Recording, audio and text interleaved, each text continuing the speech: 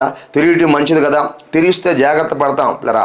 తెలియటం మంచిది. అవును, ముందు రోజుల్లో ఏం జరగబోతుందో, భవిష్యత్తులో ఏం జరగబోతా ఉందో ఆ విషయాలు పిల్లరా అందరికీ తెలియదు. కానీ తన గమనించండి, ఎవరిలో దేవుని ఆత్మ పనిచేస్తూ ఉంటుందో, ఎవరిలో పరిశుద్ధ ఆత్మ పనిచేస్తూ ఉంటుందో వారికి అర్థమవుతూ ఉంటుంది.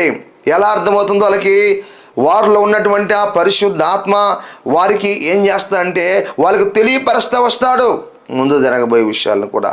క్రీస్తునందులరా ఆ విషయాలు ఏం తెలియపరుస్తా అంటే, ఒకటి, క్రీస్తు యేసునందులరా మనకు ముందు జరగబోయే నష్టాల గురించి తెలియపరుస్తాడు. ఆత్మ మనలో ప్రవేశించిన తర్వాత మనకి ఏం తెలియజేస్తూ వస్తాయంటే, మొట్టమొదటిగా మన జీవితాల్లో ముందు ఏ యొక్క నష్టాలు జరగబోతున్నాయో ఆ నష్టాల గురించి మనకు బయలుపరుస్తాడు, ఆ నష్టాల గురించి మనకు తెలియపరుస్తాడు కదా. అవును, వాటిని మనకు తెలియపరుస్తాడు, వాటిని మనకి ఆయనే బోధిస్తాడు, వాటిని ఆయనే మనకి బయలుపరుస్తాడు. ఎందుకు తెలుసా?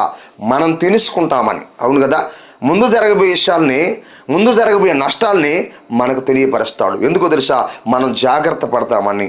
అవును కదా, ముందు జరగబోయే విషయాలు మనకు తెలిసినప్పుడు మనం జాగ్రత్త పడతాం, ప్రార్థన చేస్తాం, ప్రార్థన చేసి ఇంకా విశ్వాసంగా ఉండి ఇంకా దేవుళ్ళు ఇంకా ఎదగడానికి ప్రయత్నం చేసి ప్రార్థన చేసి జాగ్రత్త పడతాం. అన్ని విధాలుగా జాగ్రత్త పడతాం, అన్ని విధాలుగా సరి చేసుకుంటూ వస్తాం, లోపాలు సరి చేసుకుంటూ వస్తాం. ముందు ఇలాంటి ప్రమాదం ఉంది, దేవుడు నాకు బయలుపరిచాడు, చాలా జాగ్రత్తగా జీవించాలి, చాలా భక్తిగా జీవించాలి, చాలా విశ్వాసంగా జీవించాలి, చాలా నీతిగా జీవించాలి అన్న భయము కలిగి పిల్లరా జాగ్రత్త పడతా వస్తాం. అవును కదా, ముందు ఒక నష్టం ఉందని ఒక వ్యక్తికి తెలిసినప్పుడు జాగ్రత్త పడతారు.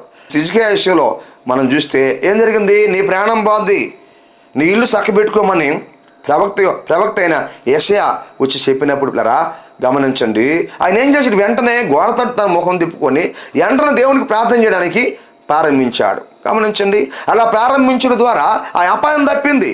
మరలా 15 సంవత్సరాలు ఆయనకి ఆయుష్ పొడిగించడం జరిగింది దేవుడు. గమనించండి, అదే విషయం ఆయనకు తెలియలేదనుకోండి, తెలియకుండా ఉన్నప్పుడు ఆయన అజాగ్రత్తగానే ఉండేవాడే. గమనించండి, అందుకే దేవుడు ముందుగా విషయాన్ని తెలియపరిచాడు, ఆయనకి ప్రవక్తను పంపించి పిల్లరా. అందుకే ఆయన వెంటనే ముందు తనకు నష్టం ఉందని తెలిసిన ఆయన ఏం చేసాడు? వెంటనే అంటే పిల్లరా గమనించండి, ప్రార్థన చేయడానికి ప్రారంభించాడు. హిజ్కియా ప్రార్థన చేయడానికి ప్రారంభించాడు. గమనించండి, తర్వాత తనకు రాబోతున్నటువంటి అపాయం తప్పింది, తనకు రాబోతున్న నష్టం తప్పింది.